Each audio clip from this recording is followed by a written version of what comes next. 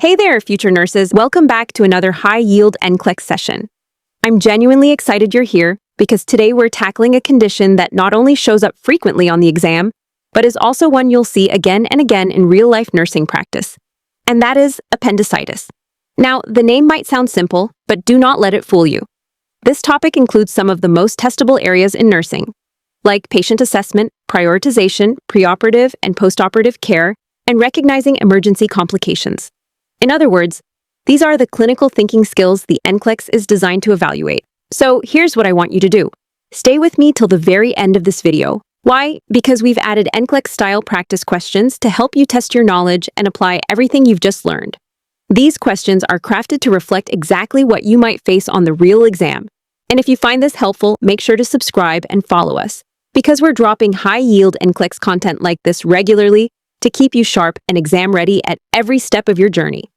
All right, grab your notebook, get comfortable, and let's break down appendicitis in a way that makes you feel confident and prepared. Let's get started. Hold up. Are you feeling confident about the NCLEX? If not, you'll want to check out the complete NCLEX Review online course. It is packed with 100 hours of animated videos, 500 hours of deep content, 5,000 practice questions, 500 next-generation NCLEX-style cases study, and 15 full mock exams. There is also a full NCLEX ebook included, with a 1-year access window. And right now, it is available for 70% off, but only for a short time. Click the link in the description and join the thousands of students who have already passed. So let's begin with a simple question. What is appendicitis? Well, appendicitis is the inflammation of the appendix. And the appendix is that small, narrow pouch attached to the beginning of the large intestine, located in the right lower quadrant of the abdomen. Now, why does it become inflamed? Usually because something blocks it, and that something is often hardened stool called a fecalith. It could also be a foreign body or even swelling from an infection. That blockage traps mucus and bacteria, causing swelling, infection, and, if not treated, rupture. Imagine a college student walks into the emergency room and says, "I thought I had a stomach bug, but now it hurts down here on the right side." That right-sided pain is your first clue. As the inflammation grows, the pain localizes to the right lower quadrant, right at a spot we call McBurney's point. More on that in a moment. All right, now that we know what appendicitis is, let's talk about what it looks like, because recognizing the signs and symptoms is one of the most important things you will need to do as a nurse. All right, now that we know what appendicitis is, let's talk about what it looks like, because recognizing the signs and symptoms is one of the most important things you will need to do as a nurse. Here's how appendicitis typically presents. And I want you to picture it like a timeline. First, the pain usually starts near the umbilicus, or belly button. Patients may say it feels like cramping or discomfort. Then, as inflammation progresses, the pain moves down to the right lower quadrant and becomes sharper and more intense. That spot between the belly button and the right hip bone is called McBurney's point. If a patient points to that exact spot, pay attention. Now, here's something really specific. Patients often have rebound tenderness, meaning it hurts more when you lift your hand away than when you press down.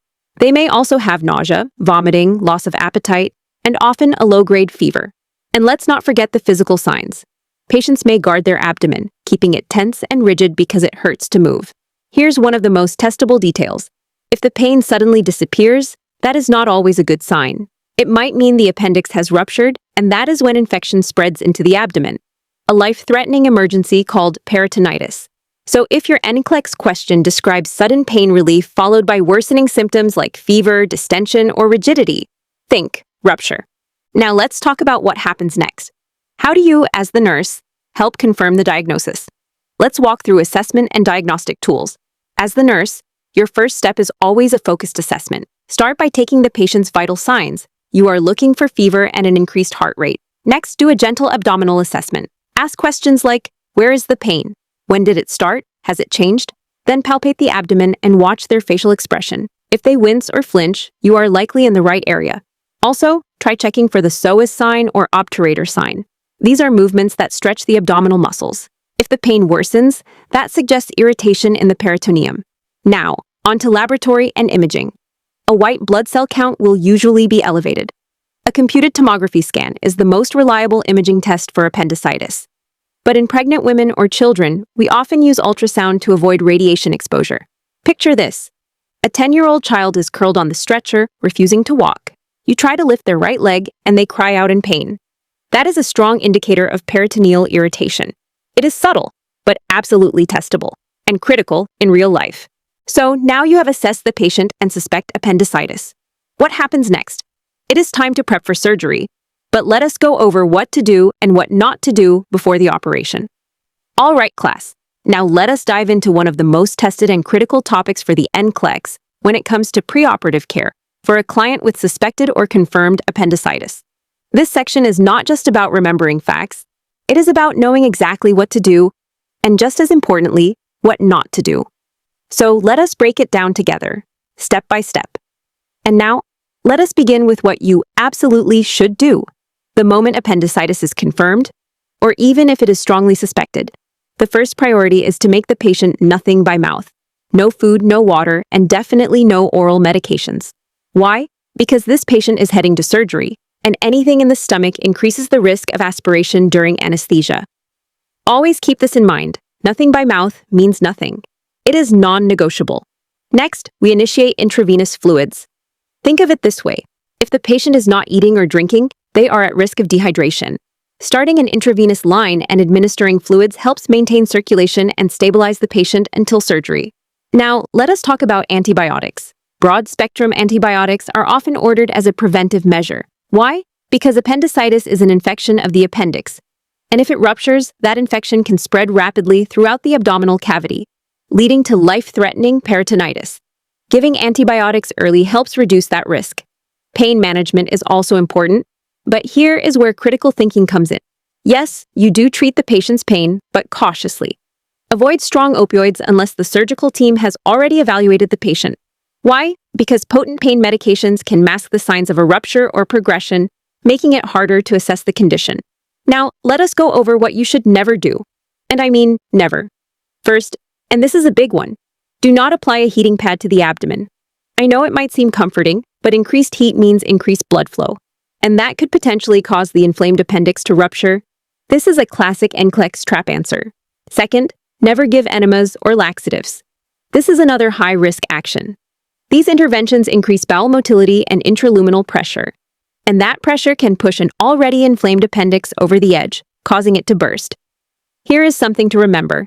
If you are asked on the exam which nursing action is appropriate for a client with suspected appendicitis, and you see the option, apply a warm compress to the abdomen, that is absolutely incorrect. That answer is a trap, and now you know better. Stick to the basics. Nothing by mouth, intravenous fluids, antibiotics, and prepping for surgery. So, to wrap this part up, nursing care in appendicitis is all about protecting the patient from rupture and preparing for safe surgical intervention. Make decisions that prevent worsening, not ones that feel soothing but endanger the patient. Just before we jump in, are you prepared to crush the NCLEX? If not, you need this. The complete NCLEX Review online course. It has 100 hours of animation, 500 lecture hours, 5,000 practice questions, 500 next-generation NCLEX case study type questions, items, and 15 realistic mock exams, with a full ebook included. Get it now at 70% off, but only for a limited time. Thousands have already passed. Check the description for the website link and start now. All right, surgery is done, the appendix is out, but your job as a nurse is not over yet. Let us talk about what you do after the operation. Now that we have walked through preoperative priorities, let us shift gears and talk about what happens after the surgery, because recovery is where your nursing skills really shine. So, class, let us talk about postoperative nursing care following a laparoscopic appendectomy, a scenario you will absolutely see on the NCLEX and in real-life practice. Imagine this. Your patient just came back from surgery after having their appendix removed. They are in the recovery room, slightly drowsy but stable. What are your next steps? What are you watching for? Let us go through the top priorities to promote a smooth recovery and catch complications early. First and foremost, keep a close eye on vital signs. This might seem basic, but it is one of your most powerful tools. A new fever or a rising heart rate. That could mean infection is brewing. Maybe at the surgical site or even internally. So never underestimate a subtle change in vital signs. It is often the first clue that something is wrong. Next, inspect the incision site. And do not just glance at it. Really look. Is there redness, swelling, or discharge? Even a small amount of drainage or a foul odor can signal a developing infection. If the skin around the incision looks red, tender, or starts to ooze, Report it immediately. This is not the time to wait and see. Also, do not forget to listen for bowel sounds, because if the gut goes quiet, that could mean postoperative ileus. This is when the intestines temporarily shut down due to anesthesia or surgical manipulation. If the patient is not passing gas, has no bowel sounds, or complains of bloating, you need to assess further. No bowel movement or flatus in 24 to 48 hours? That is a red flag. Another key intervention, and this one is so important, is encouraging early ambulation. Yes, even the day of surgery if they can tolerate it. Why? Because walking helps relieve gas pain, promotes circulation, and gets those bowels moving again. Patients may not love you for asking them to walk, but it is one of the best things you can do for their recovery. Of course, pain management is part of recovery too. So offer pain medications as prescribed, but also teach them how to use them wisely. You do not want the patient to be in agony, but we also do not want to over-medicate to the point where they cannot walk or breathe deeply. Always assess pain levels before and after giving medications, and promote non-pharmacologic options too, like position changes or distraction. Lastly, provide patient education before discharge. This includes how to care for the incision, signs of infection, and most importantly, when to call the provider. If they develop a fever, have worsening pain, drainage from the wound, or cannot pass gas or stool, they need to report it. Now, let us pause for a clinical scenario. Suppose your patient had a ruptured appendix before surgery. In that case, the surgeon might place a drain near the incision site. Now, what is your job? Monitor that drain very carefully. You are looking for the amount, color, and odor of the drainage. If the discharge becomes thick, cloudy, or foul-smelling, that is a major red flag for abscess formation. You must notify the provider immediately. Abscesses are serious and can lead to peritonitis if missed. To summarize, your role in the postoperative period is all about monitoring, moving, and educating. Keep a close watch on vital signs, assess wounds and bowel function, promote early walking, and empower the patient with education. These are the actions that lead to faster healing and fewer complications. And these are the nursing interventions the NCLEX expects you to know cold. And now, let us finish strong with the most dangerous complication of all, rupture and peritonitis. All right, class. Now let us talk about what happens when appendicitis takes a dangerous turn, its complications. This is where quick thinking, sharp assessment skills, and immediate action can literally save a life. So stay with me, because this part is a must-know for every nurse and absolutely critical for the NCLEX. We are now entering the crisis moment, rupture and peritonitis. This is where things go from serious to critical. Rupture and peritonitis mark the true crisis moment in appendicitis. So here is the situation. If the appendix is not treated in time, it can burst open. And when that happens, all the infected contents, pus, bacteria, and fluids, spill into the abdominal cavity. That environment, which should be sterile, is now contaminated. This is how peritonitis begins, a severe, rapidly spreading infection of the peritoneal lining that can quickly lead to sepsis and death if not managed fast. So how do you recognize that the appendix has ruptured and the patient is spiraling into crisis? There are a few hallmark signs that you absolutely cannot miss, and each one tells a story. First up, sudden relief of pain. Now, I know that sounds counterintuitive, right? But here is why it is dangerous. When the appendix bursts, the built-up pressure is released, and that may cause temporary relief, but it is a false sense of calm. What follows next? Rapid deterioration. So if your patient suddenly says, "Hey, my pain is actually better now," you do not celebrate. You investigate immediately. Let us discuss the second sign, a rigid, board-like abdomen. This is one of the most classic signs of peritonitis. The abdominal muscles go into protective overdrive, hardening up to guard against inflammation. And when you touch that belly, it will feel stiff like a board. That, my friends, is a surgical emergency. Do not delay. Third sign is absent bowel sounds. If you listen to all four quadrants and hear absolutely nothing, that means the gut has shut down. The body is trying to protect itself, and gastrointestinal motility comes to a halt. This is a serious warning sign that something is deeply wrong in the abdomen, and it often means peritonitis is setting in. And finally, watch out for systemic signs of sepsis. These include a high fever, chills, low blood pressure, and even confusion in later stages. Once infection hits the bloodstream, the patient is no longer dealing with just abdominal inflammation. We are now in full-blown septic shock territory. So, what should you, the nurse, do in this critical moment? The answer is straightforward, but time-sensitive. You must act immediately. This is not the moment to hesitate or second-guess your instincts. First, call the provider without delay. The physician or surgical team needs to be notified right away to initiate emergency intervention. Next, prepare the patient for emergency surgery and the administration of broad-spectrum intravenous antibiotics. These are essential to control the infection and prevent further spread. At the same time, initiate intravenous fluid therapy to stabilize blood pressure and reduce the risk of hypovolemic shock. Maintaining perfusion is critical at this stage. You must also monitor the patient's vital signs continuously, watching closely for any signs of deterioration. And most importantly, do not leave the patient unattended during this crisis. Remember, every second counts. The faster you act, the greater the chance of survival and a positive outcome for your patient. This is where decisive nursing action can truly make all the difference. So to wrap up this crisis scenario, a ruptured appendix with peritonitis is not just a complication. It is a life-threatening emergency. Your ability to recognize the signs, sudden pain relief, rigid abdomen, silent bowel, and septic symptoms, and your confidence in taking immediate action is what transforms you from a student. All right, class. Before we wrap up this session, let us do a quick and powerful recap of the most important things you need to remember about appendicitis for the NCLEX. These are high-yield facts that show up over and over again, so lock them in and get ready to apply them confidently on exam day. First, remember how the pain usually begins. Appendicitis typically starts with dull pain around the belly button, but then it shifts to the right lower quadrant, specifically to the area known as McBurney's point. That movement of pain is a hallmark sign, so if you see it in a question, think appendicitis. Next, be very clear on what not to do before surgery. Never apply heat to the abdomen, never give a laxative, and never administer an enema. All of these can increase the risk of rupture by raising pressure or circulation in the area, and that can turn a simple case into a medical emergency. When appendicitis is suspected, the nursing priority is to keep the patient nothing by mouth, meaning absolutely nothing by mouth. At the same time, initiate intravenous fluids to maintain hydration and administer broad-spectrum antibiotics as prescribed to help contain the infection before surgery. Here is a major red flag you cannot miss. If your patient suddenly says their pain is gone, do not assume that is good news.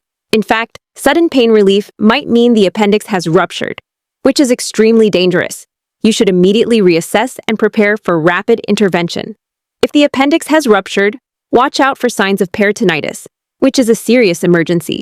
One of the classic signs is a board-like, rigid abdomen, caused by the body's protective muscle response. Also be alert for signs of sepsis, such as fever, chills, low blood pressure, or confusion. Finally, in the postoperative phase, your job is not done. You need to monitor for complications like infection at the incision site, paralytic ileus, where the bowels temporarily stop working, and abscess formation, especially if the appendix had ruptured before surgery. Watch the drain output, check the vital signs, and educate the patient on when to call for help. Pause for a second. Let us talk about your NCLEX preparation. If you are looking for the most complete guide out there, this is it. 100 hours of animated NCLEX content, 500 hours of teaching, 5,000 high-yield questions, 500 next-generation NCLEX-style questions, and 15 exam-style mock tests. Plus, you get a bonus NCLEX ebook and access for 1 full year. Get 70% off today. Limited time deal, the link is in the description. Join the thousands who are already passing. Let's kick things off with a classic scenario that NCLEX loves to test. One where your ability to think like a nurse and act fast could make all the difference. And just like that, here's your question. Number 1. A 19-year-old college student arrives at the emergency department reporting vague abdominal discomfort for the past 24 hours. The pain began as generalized around the umbilical area, but has now localized to the right lower quadrant. The client is mildly febrile with a temperature of 100.6 degrees Fahrenheit or 38.1 degrees Celsius, and describes worsening pain when walking or coughing. Based on this presentation, which action should the nurse take first? Now, before we choose the correct response, let us look carefully at what each option suggests. Option A, administer prescribed pain medication and reassess in 30 minutes. Option B, assess for rebound tenderness at McBurney's point. Option C, keep the client nothing by mouth and notify the healthcare provider. Option D, encourage the client to ambulate and take fluids orally. So, which of these nursing actions should take priority based on the situation? The correct answer is Option C, keep the client nothing by mouth and notify the healthcare provider. Now here is where your clinical judgment truly matters. This presentation strongly indicates suspected appendicitis, that classic migration of pain from the umbilical region to the right lower quadrant. along with a mild fever and pain that intensifies with movement or coughing. These are red flags for inflammation of the appendix, and the nursing priority here is to prevent complications while preparing for possible surgical intervention.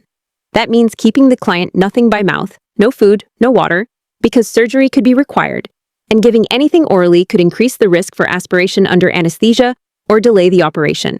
Notifying the healthcare provider promptly ensures that diagnostic imaging and surgical evaluation can begin without delay.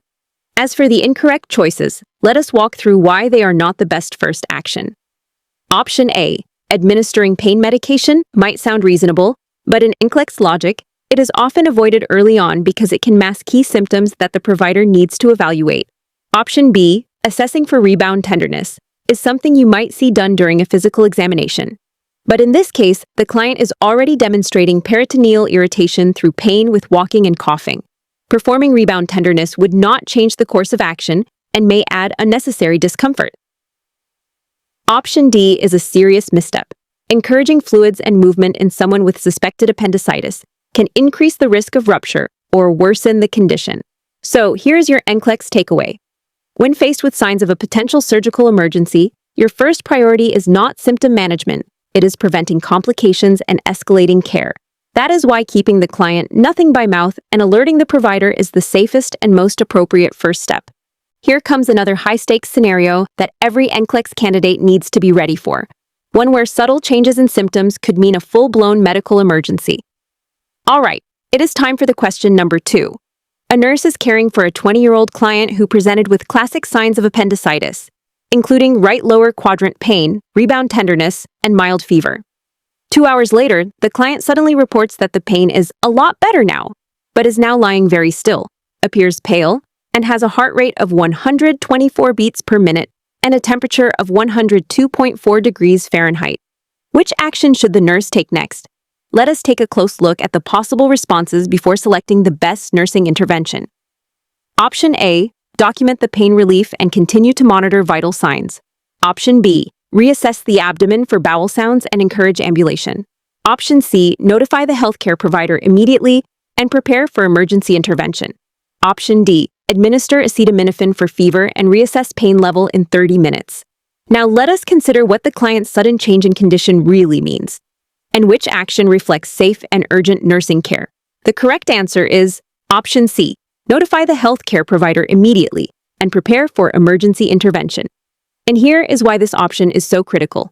When a client with confirmed or suspected appendicitis suddenly reports pain relief after several hours of increasing discomfort, it is rarely a good sign. In fact, in NCLEX scenarios, that sudden disappearance of pain usually signals something worse, a ruptured appendix. Combine that with the client now lying still, looking pale, running a high fever, and showing signs of tachycardia, and we are likely dealing with peritonitis, a rapidly spreading infection of the abdominal lining.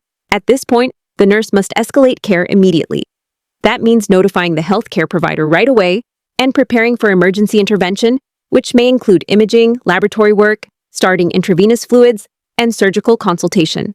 Let us now address why the other options are dangerous traps. Option A suggests simply documenting the change and continuing to monitor, but in a suspected rupture, this delay can be fatal.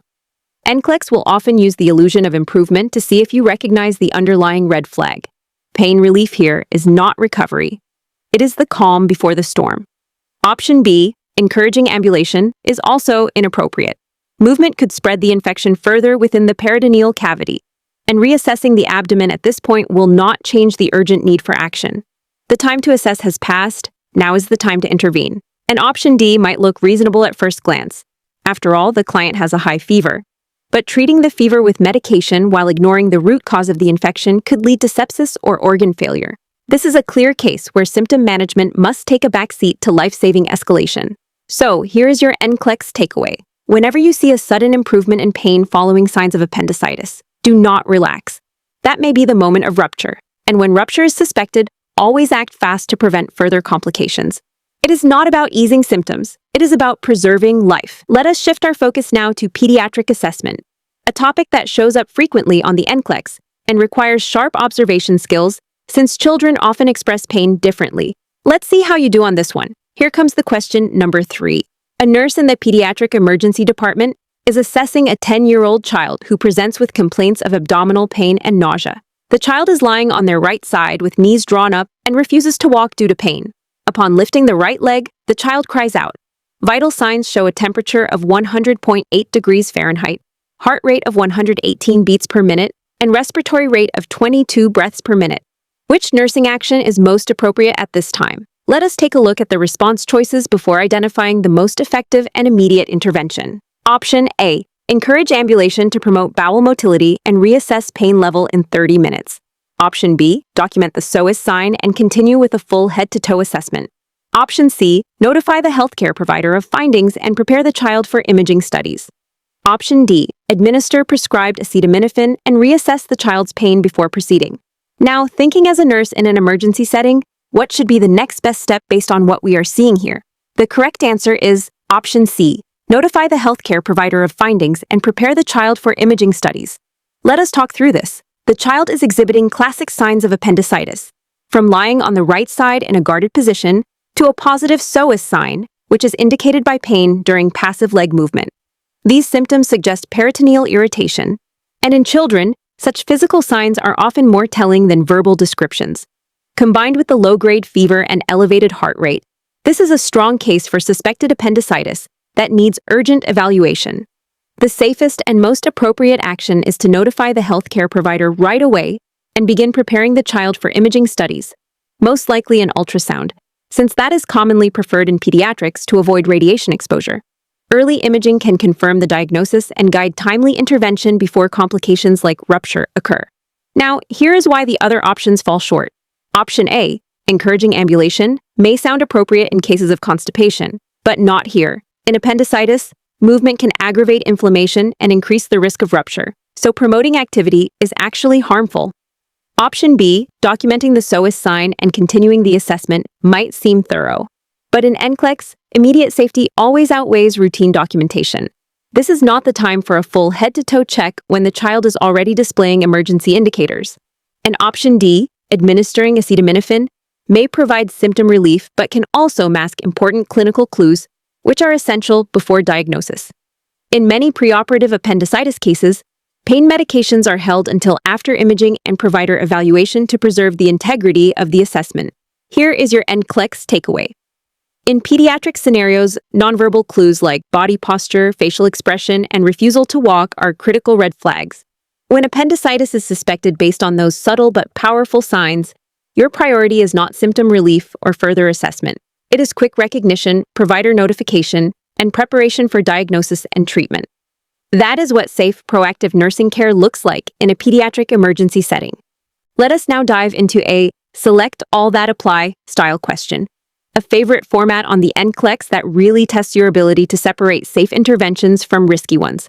Let's fire up your brain. This is the question number 4. The nurse is caring for a client in the emergency department with suspected acute appendicitis. Which of the following actions are appropriate preoperative nursing interventions? Select all that apply. Before we examine the correct answers, let us walk through all the choices. Option A, keep the client nothing by mouth. Option B, administer a warm compress to the abdomen to relieve pain. Option C, initiate intravenous fluid therapy. Option D, prepare to administer prescribed broad-spectrum antibiotics. Option E, encourage the client to ambulate to promote peristalsis. Option F, avoid administering strong opioids until surgical evaluation is complete. Option G, administer a fleet enema to help relieve constipation. Now, let us walk through each option one by one and break down which actions are appropriate and which are dangerous traps. First, option A is correct. Keeping the client nothing by mouth is essential. When appendicitis is suspected, the client is potentially heading to surgery, and nothing by mouth status helps prevent aspiration and prepares the body for anesthesia. Option B is incorrect, and this one is a classic NCLEX trap. Even though a warm compress might sound comforting, applying heat to the abdomen can increase blood flow, which raises the risk of rupture. Never use heat in suspected appendicitis. Moving to option C, this one is correct. Initiating intravenous fluid therapy is an essential step. The client is nothing by mouth, potentially dehydrated, and needs volume support before surgery. Intravenous fluids also help maintain circulation and stabilize vital signs. Option D is also correct. Administering prescribed broad-spectrum antibiotics is part of standard preoperative care for appendicitis. These antibiotics help control infection and reduce the risk of peritonitis, especially if the appendix ruptures. Option E is incorrect. Ambulating to promote peristalsis is something you would do for constipation, but not here. With suspected appendicitis, encouraging movement can actually make things worse by increasing the risk of inflammation or rupture. Option F is correct, and it is all about preserving the clinical picture. Strong opioids can mask important signs and symptoms that surgeons need to evaluate accurately. Until a full surgical consult is done, it is safest to avoid potent pain medication. Finally, option G is incorrect. Administering a fleet enema might be appropriate for bowel obstruction or constipation, but never for appendicitis. Enemas can increase intra-abdominal pressure and potentially cause the appendix to rupture. That makes this option absolutely contraindicated. So the correct answers are option A, option C, option D, and option F. Here is your NCLEX mindset tip for select all that apply questions. Treat each option like a true or false statement. Just because one sounds correct does not mean the next one will be. Ask yourself with each choice, does this action reduce the risk of rupture and support preoperative safety? If not, it is probably a distractor. In cases of suspected appendicitis, your goals are to prevent worsening of the condition, avoid masking key symptoms, and support the client while preparing for urgent surgical care.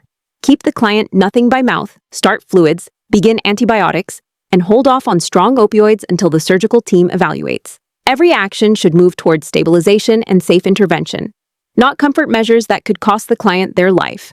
Let us now shift gears and talk about what happens after surgery, because NCLEX will absolutely test your ability to distinguish between expected recovery signs and red flag complications. Time to test your NCLEX instincts.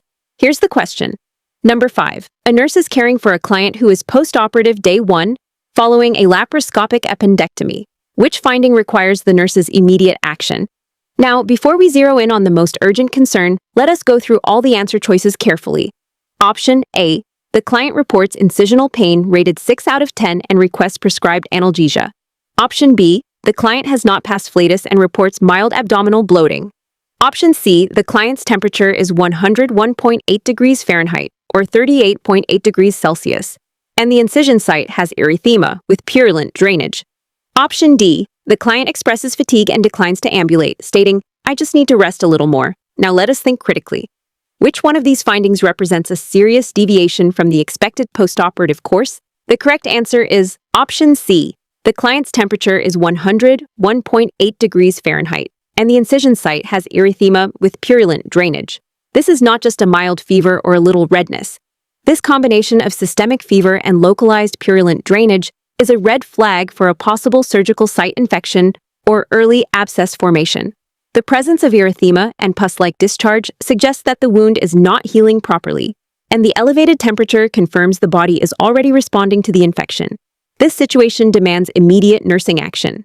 That includes notifying the healthcare provider, preparing for wound cultures, and anticipating orders for intravenous antibiotics. If ignored or delayed, this infection could rapidly worsen and even lead to sepsis. Now let us look at why the other options are not the priority in this case. Option A, reporting incisional pain rated 6 out of 10, is actually an expected finding for day 1 post-surgery. Yes, the client deserves analgesia, and yes, we should treat their pain, but it does not rise to the level of an emergency. Option B, the client has not passed flatus and is experiencing mild abdominal bloating. This points to a mild postoperative ileus, which is a temporary slowing of bowel function that often happens after abdominal surgery. It is expected in the first 24 to 48 hours. And while we need to monitor it, it does not require immediate escalation unless symptoms become severe. Option D, where the client feels tired and declines ambulation, is also expected on the first postoperative day. Fatigue is common, and though early ambulation is important, this is a teaching opportunity, not a crisis. So here is your NCLEX priority tip. Anytime you are asked to identify what requires immediate action after surgery, think beyond discomfort and fatigue. Ask yourself, which of these findings could turn into a serious complication if missed right now? Pain, mild bloating, and tiredness can all be managed, but infection with signs of fever and drainage is an emergency waiting to happen. That is where you step in as a nurse to act fast, protect the client, and prevent further decline. Now, let us move into a critical escalation scenario that tests your ability to act fast in life-threatening situations. This is where NCLEX really challenges your prioritization. Challenge time. Here comes the question number 6. A nurse is assessing a client who was admitted with suspected appendicitis. The client reports that their abdominal pain, which had been sharp and localized to the right lower quadrant, has suddenly gone away.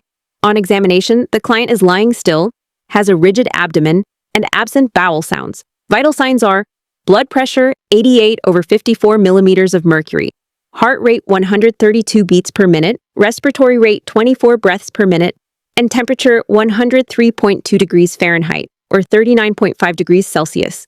What is the nurse's priority action? Before we make the decision, let us go through the options and evaluate what each one means in the context of this crisis.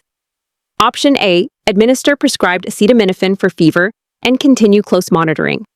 Option B, reassess pain level in 15 minutes and notify the provider if pain returns. Option C, notify the healthcare provider immediately and prepare for emergency intervention.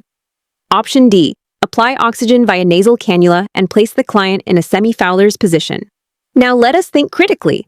What action will address the life-threatening condition happening right now? The correct answer is Option C, notify the healthcare provider immediately and prepare for emergency intervention. Here's what is happening. The client's sudden relief of pain is not a sign of improvement. It is a huge red flag for a ruptured appendix. The rigid board-like abdomen and absent bowel sounds are classic signs of peritonitis. Combine that with hypotension, high heart rate, elevated respiratory rate, and a high fever. And this client is sliding into septic shock. This is no longer about comfort or waiting. This is a surgical emergency. The nurse must act immediately by notifying the healthcare provider, preparing for imaging, starting fluid resuscitation, initiating intravenous access if not already done, and anticipating emergency surgery. Any delay in escalation could lead to rapid clinical deterioration, multi-organ failure, or even death. Let us now break down why the other options are not only incorrect, but also dangerous if selected. Option A, administering acetaminophen for the fever, might sound helpful at first, but in this case, it is treating the symptom, not the life-threatening cause. Fever here is a signal of systemic infection, not a standalone problem. Covering it up with medication without acting on the underlying issue delays urgent care. Option B, waiting to reassess the pain, is a textbook NCLEX trap.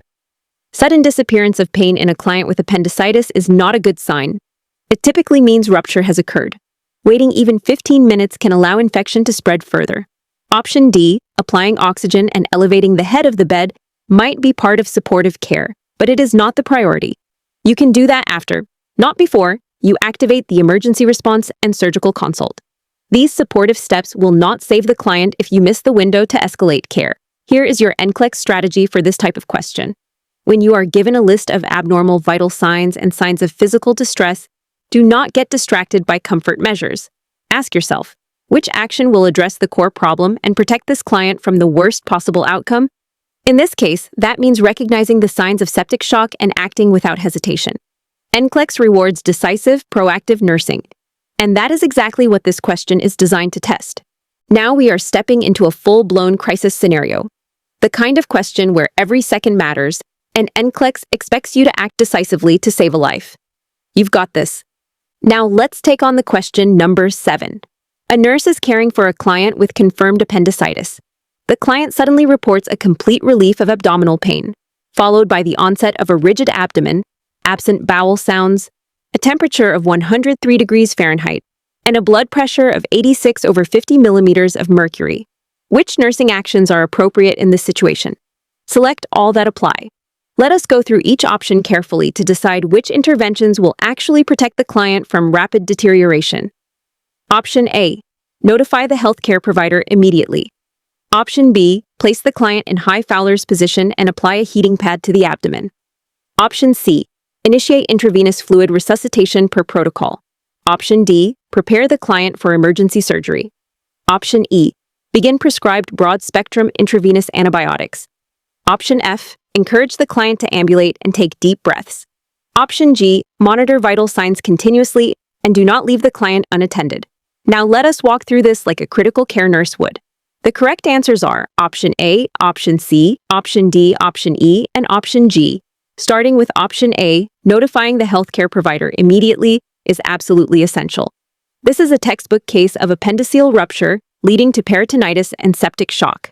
Sudden pain relief followed by a rigid abdomen, absent bowel sounds, high fever, and hypotension. The provider must be informed right away to initiate surgical and critical care response. Option C is also correct. Intravenous fluid resuscitation is vital because the client is hypotensive and showing signs of early shock. Fluids will help stabilize blood pressure and maintain organ perfusion, while definitive care is arranged. Option D is a must. The client will need emergency surgery to remove the ruptured appendix and contaminated contents from the abdominal cavity. This is not a wait-and-watch situation. Option E is also correct. Broad-spectrum intravenous antibiotics should be started immediately to fight the systemic infection and prevent further progression to full-blown sepsis. And option G is essential nursing care. In a client with active peritonitis and unstable vital signs, continuous monitoring is critical.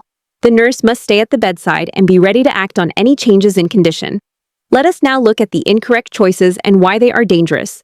Option B, applying heat to the abdomen, is absolutely contraindicated. Although it may seem comforting, heat increases blood flow and can actually accelerate the spread of infection in the peritoneal cavity. High Fowler's position may be used in postoperative recovery, but not in active peritonitis. Option F, encouraging ambulation and deep breathing, is also inappropriate. While movement is helpful after surgery, during a rupture or peritonitis crisis, even small movements can worsen inflammation or cause further collapse. Here is your NCLEX takeaway. In Select All That Apply questions like this, do not be fooled by soothing or comfort-oriented actions. Focus on what protects life and halts deterioration. In this case, you are facing a full-blown surgical emergency. That means early fluid resuscitation, immediate antibiotic therapy, urgent surgical prep, constant monitoring, and provider notification. Everything else can wait. NCLEX is not just testing what you know, but how quickly you recognize the difference between stable, unstable, and critical, and respond like a real nurse in a real emergency. Let us wrap up this high-yield review with a powerful documentation-based question that highlights how even small details can carry major clinical consequences. Let's put your clinical brain to the test. Here's the question. Number 8. A nurse is reviewing the chart of a newly admitted client with suspected appendicitis. Which documentation finding requires the nurse to intervene immediately? Before we identify the red flag, let us break down each option to understand what is safe and what is risky. Option A. The client is nothing by mouth and receiving intravenous fluids at 100 milliliters per hour. Option B. The client is reporting that abdominal pain began near the umbilicus and has migrated to the right lower quadrant. Option C. The client has a heating pad applied to the abdomen for comfort. Option D. The client's temperature is 100.9 degrees Fahrenheit or 38.3 degrees Celsius, and white blood cell count is 13,500 per cubic millimeter. Now, out of all the documentation findings, which one puts the client in immediate danger? The correct answer is option C. The client has a heating pad applied to the abdomen for comfort. Let us walk through why this is such a critical issue. Applying heat to the abdomen in a client with suspected appendicitis is not just inappropriate, it is dangerous. Heat increases blood flow to the area, which may seem comforting on the surface, but it can actually accelerate inflammation and lead to rupture of the appendix. This is one of the classic NCLEX trap answers. It might appear harmless or soothing, but it poses a serious threat. As a nurse, the correct action here is to remove the heating pad immediately and document the intervention. Now, let us examine why the other options are appropriate and do not require urgent action. Option A, the client being nothing by mouth and receiving intravenous fluids at 100 milliliters per hour is exactly what we want. This is standard preoperative management for suspected appendicitis. Nothing by mouth status reduces aspiration risk, and fluids help maintain hydration and perfusion. Option B, the report of abdominal pain starting at the umbilicus and migrating to the right lower quadrant, is a classic textbook sign of appendicitis. This migration of pain toward McBurney's point is expected and helps confirm the diagnosis. There is no need for intervention here. Option D, a temperature of 100.9 degrees Fahrenheit and an elevated white blood cell count, also supports the diagnosis of appendicitis. These findings indicate infection but are expected in this condition and are already part of standard care. So here is your NCLEX strategy. When reviewing chart notes or nursing documentation, your goal is to spot anything that endangers the client, especially interventions that might seem helpful but actually increase risk. In appendicitis, heating pads, laxatives, and enemas are absolute no-goes because they can lead to rupture. Always read documentation carefully and ask yourself, does this help or harm the client? The heating pad may seem like a small detail, but in the context of appendicitis, it is a life-threatening mistake. Your job as a nurse and as an NCLEX test taker is to catch it before it causes harm. And that brings us to the end of this deep dive into appendicitis, a condition that demands sharp clinical thinking, not just memorization. Today was not just about identifying symptoms, it was about learning how to think like a nurse, respond to red flags, and prioritize actions that protect your patient's life. To lock in that knowledge, we also walked through NCLEX-style questions, the kind of high-yield, real-world scenarios that are absolutely vital if you want to pass the NCLEX with confidence. What's one sign or priority from today's lesson you'll never forget? Drop it in the comments. Your future self will thank you. If this session helped you, be sure to like this video and subscribe to the channel because we are bringing you new NCLEX topics every single day. And if you are looking for complete support, from structured lessons and live coaching to mock exams and expert strategies, do not miss our complete NCLEX review course. You will find the link in the description below. So keep showing up, keep studying smart, and never forget, you are getting closer to becoming a licensed nurse with every step you take. You have everything it takes. And I will see you in the next video.